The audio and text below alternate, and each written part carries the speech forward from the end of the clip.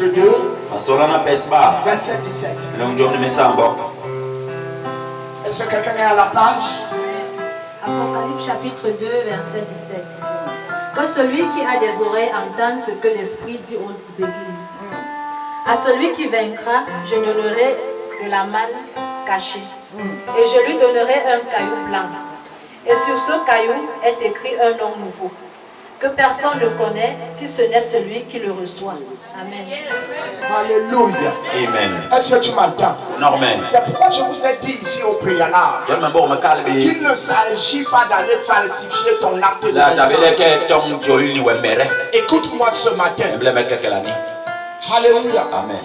Que celui qui a des oreilles entende ce que l'Esprit dit aux églises. Écoute ce que je veux te dire. Quand Dieu parle ici des oreilles, il veut dire que celui qui a la vraie compréhension. Les églises ont la fausse compréhension aujourd'hui. Est-ce que vous m'entendez? Quand on parle du nom, il commence à imaginer comment il va changer son acte de naissance. Mais est-ce que ton acte de naissance spirituelle est changé? Parce que c'est ce qui est spirituel qui domine sur ce qui est physique. Ce n'est pas ça. Quand tu tombes souvent malade là et que c'est les sorciers qui t'ont injecté la maladie, est-ce que physiquement ils sont venus te faire quelque chose?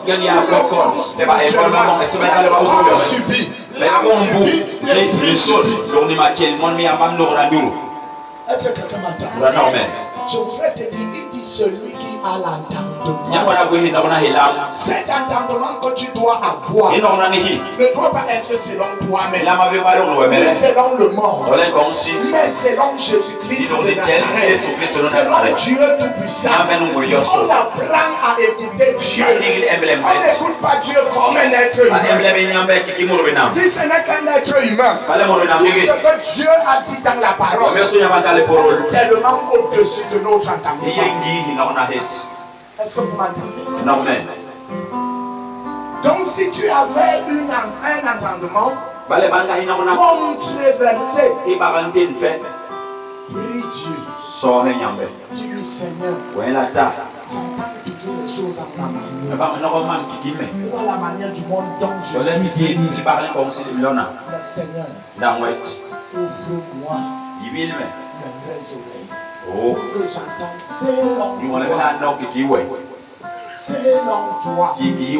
Donc tu l'as dénoué de tout ton orgueil, dénoué de toute ta connaissance. Alléluia. Il n'y a pas doctorat en cela. Il n'y a pas CEP en cela.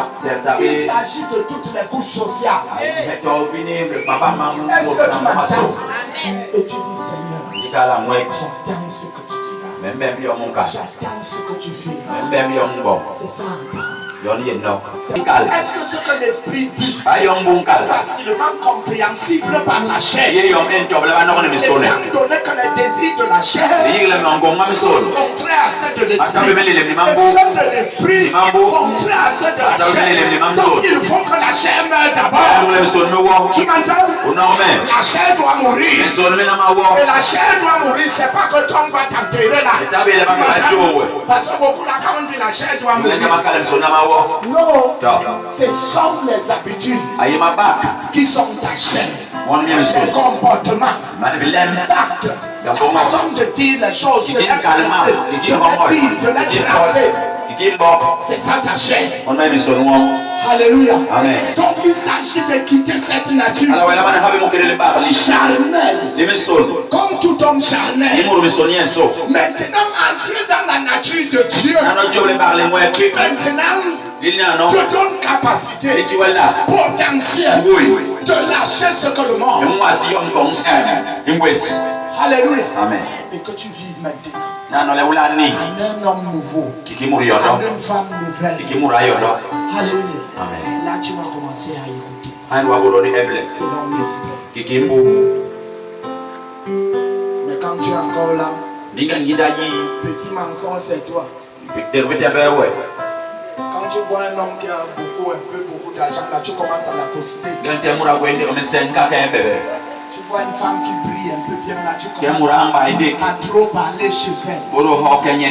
C'est satanique. C'est C'est le monde. Alléluia. Amen. Parce que tu es en train déjà de viser quelque chose selon la chair.